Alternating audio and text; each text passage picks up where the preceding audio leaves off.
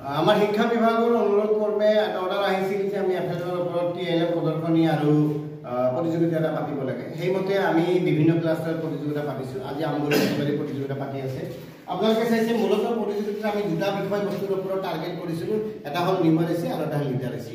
এই দুটা বস্তু আমি কেনেকৈ আমি শিকাওঁ ল'ৰা ছোৱালী এফএলএন সফল কৰাৰ কাৰণে নিপুণ ভাৰতৰ নিপুণ অসম। ইয়াত চব কি ধুনীয়া আছে, ধুনীয়াকৈ কৰিছে মাছৰ ছবিটো লৈ ইয়াতে যোগৰ ধাৰণা দিবলৈ ল'ৰা ছোৱালী খেলি ভাল পায়। এতিয়া লুডুৰ গুটি যেতিয়া ল'ৰা ছোৱালী খেলিব যিটো নম্বৰ উঠিব যে 5 + 2 7 তেতিয়া ল'ৰা ছোৱালী মিলাবলৈ যত্ন কৰিব যে 7 কোনটো হয় বিচাৰি উলিয়াই মাছৰ চকুৰ ভিতৰত 7। ঠিক তেনেকুৱাকৈ ইয়াতে আখৰ এইবিলাক COT কোড BOG বক হট এইবিলাক ৰাইমিং ৱাৰ্ড মিনিংফুল আমি কৰিব লাগিব। আৰু এনেকৈ এখন বিচনী আছে ইয়াতে স্বৰ চিহ্নৰ বিচনী এখন আমি নাম দিব পাৰোঁ। স্বৰ চিহ্ন কেনেকৈ ব্যৱহাৰ কৰিব পাৰোঁ যেনে কৰ লগত আকাৰ যোগ কৰিলে কি হ'ব কা। ঠিক তেনেকৈ কৰ লগত দৈৰ্ঘ্যিকাৰ কি এনেকুৱাকৈ এটা যোগ কৰিব পাৰিম। এটা কালাৰ হুইল আছে। এই কালাৰ হুইলটো এনেকৈ ল'ৰা ছোৱালী প্ৰথমতে ৰং চিনি পাব। ল'ৰা ছোৱালী চবেই ৰং চিনি পায় আৰু কিছুমান ঘৰুৱা ভাষাত তেওঁলোকে হয়তো ৰঙাটোক লাল বুলি ক'ব, বেলেগ কালাৰ বুলি ক'ব পাৰে। কিন্তু আমি মান্য ভাষাত যিহেতু অসমীয়া মাধ্যমৰ বিদ্যালয় আমি ক'ব লাগিব এইটো ৰঙা। গতিকে ঘৰুৱা ভাষা আমি কেতিয়াবা অকণমান ব্যৱহাৰ কৰিব পাৰোঁ, এইটো আমাৰ অনুমতি আছে। কিন্তু মূল ভাষাটো আমি আগবাঢ়িব লাগিব যে এইটো ৰঙাই হয়। তাৰপিছত এতিয়া এটা যোগৰ ধাৰণা দিবলৈ ল'ৰা ছোৱালী যিহেতু খেলি ভাল পায় আমি মাৰ্বল ল'ম। মাৰ্বল লৈ পেলাই আমি যেতিয়া খেলি কিবা শিকালে সিহঁতে ভাল পায়। গতিকে ইয়াত চাপ'জ মই 4টা ল'লোঁ, মইতো গম পাম ডাঙৰ হিচাপে 4 হয়।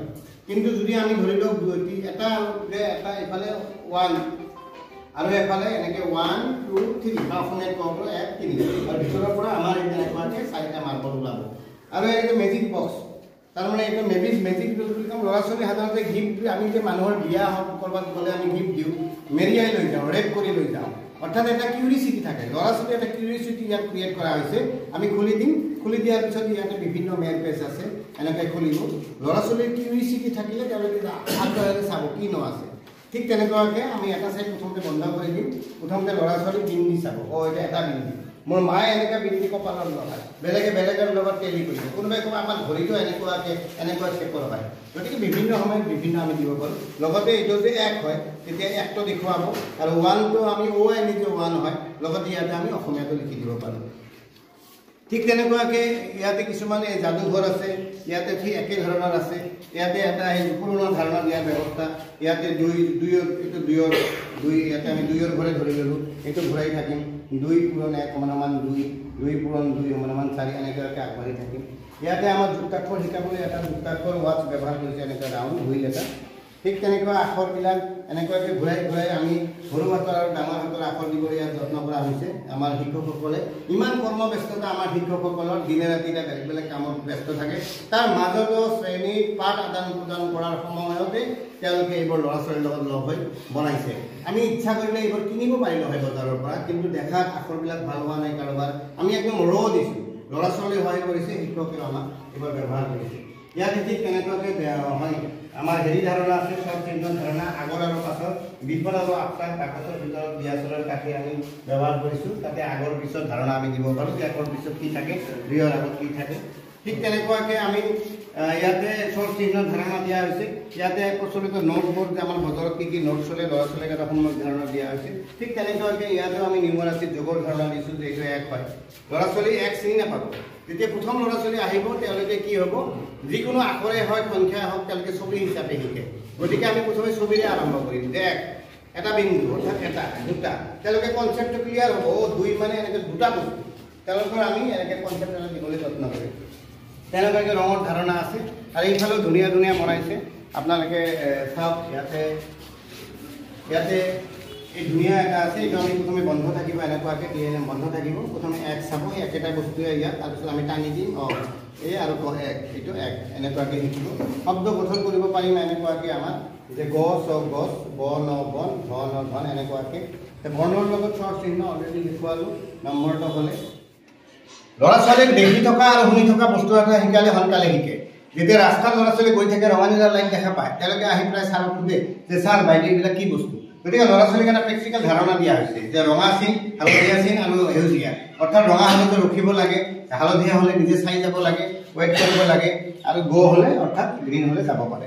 এটা ঘড়ী সংখ্যাৰ ঘড়ী যে ল'ৰা ছোৱালী সময়ৰ ধাৰণা এতিয়া নিউমাৰেচিটি এটা পাৰ্ট নিউমাৰেচিটি আমি সময়ৰ ধাৰণা ঘড়ীটো মিলাব পাৰোঁ যে 12টা বাজিলে 12টাৰ সৰু কাটা গালে ঘণ্টাৰ বুজায় তাৰ লগে লগে মিনিটৰ ইয়াত ছেকেণ্ডৰ কাটা আমি দিয়াটো সম্ভৱ নহয় গতিকে মিনিটৰ দিছোঁ যে যেতিয়া 12 বাজিব যে দুটা আমাৰ কাটা যে আছে দুটা একেলগে থাকিব তেতিয়া ল'ৰা ছোৱালী বুজিব পাৰোঁ কোন সময়ত দুটা কাটা একেলগে থাকে 12:30 বাজিলে ল'ৰা ছোৱালী কেনেকৈ হ'ব তাৰপিছত ফল মূলৰ এটা পাচি এইটো আমি প্ৰেক্টিকেলো আমি ক্লাছ স্কুলত শিকাওঁ আমি পাচিত কেতিয়াবা বতৰীয়া ফল আনিবলৈ দিওঁ তেওঁলোকে আনি আমি ল'ৰা ছোৱালীৰ লগত বতৰৰ ফল মূল ল'ৰা ছোৱালীক খুৱাওঁ আৰু লগতে তেওঁলোকে ফল মূলৰ ধাৰণা দিওঁ ইয়াতে আমাৰ মানে প্ৰাক নিউমাৰেচি এইটো মানে প্ৰি নিউমাৰেচি ধাৰণা এটা ডাঙৰ সৰু কম বেছি ক্ষীণ শকত গধুৰ পাতল চুটি দীঘল এনেকুৱাকৈ ল'ৰা ছোৱালীক আমি শিকাব পাৰোঁ আৰু স্বৰবৰ্ণ আৰু স্বৰ চিহ্ন একেটাই বস্তু আমি আপোনালোকক দিলোঁ ইয়াত যে হস্য এইটো চিন দীৰ্ঘও এইটো দীৰ্ঘও চিন এনেকুৱাকৈ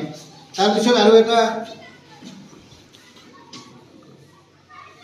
এটা এনেকুৱাকৈ দেখা তেতিয়া ভাল ল'ৰা ছোৱালী ভাবিব যে তোমালোকে এটা মেজিক দেখাম চাবা যে এইটো আমি টানি দিয়াৰ লগে লগে ৰং হৈ যাব টানি দিয়াৰ লগে লগে ৰং হ'ব আমি অলপ ধেমেলীয়া কৰি সিহঁতক ফুল যা চিম বুলি কিবা ধেমেলীয়া কৰি ল'ৰা ছোৱালীক আকৰ্ষিত কৰিব পাৰিম এইটো টানি দিলোঁ কিবা এটা বেলেগ কালাৰ হ'লচোন তোমালোকে ক'ব পাৰিবা জানো কি কালাৰ ছাৰ দেখিছোঁ এইটো আমাৰ গছৰ পাতৰ দৰে ৰং গছৰ পাতৰ ৰংটোৱে ইংৰাজীত গ্ৰীণ বুলি কোৱা হয় আৰু অসমীয়াত সেউজীয়া বুলি কয় তেনেকুৱাকৈ টানি এইটো ছাৰ এইটো আমাৰ সৰিয়হ ফুল আমি যে সৰিয়হ ফুল কৰিছোঁ তেনেকুৱা ৰং এইটো য়েলো তাৰপিছত অৰেঞ্জ এনেকুৱাকৈ আমি ৰঙৰ ধাৰণতে দিব পাৰোঁ তাৰপিছত আমাৰ ডাঙৰ মাছে সৰু মাছক খায় ল'ৰা ছোৱালী বৰ আমেজ পাব বিভিন্ন সাধু কথাত আমি পাওঁ ডাঙৰ মাছে খাই দিলে আৰু এইটো আমি বিয়োগৰ ধাৰণা দিওঁ আৰু এইটো উন্নতকৈ আমি যোগৰ ধাৰণা দিব পাৰোঁ যেতিয়া ইয়াতে প্ৰথমে গণিব দিম তোমালোকে গণাচোন কিমানটা সৰু মাছ আছে 1 2 3 4 5 6 7 8 9 ছাৰ 9টা আছে আচ্ছা মাছে যদি দুটা সৰু মাছ খাই দিয়ে তেতিয়াহ'লে কেইটা থাকিব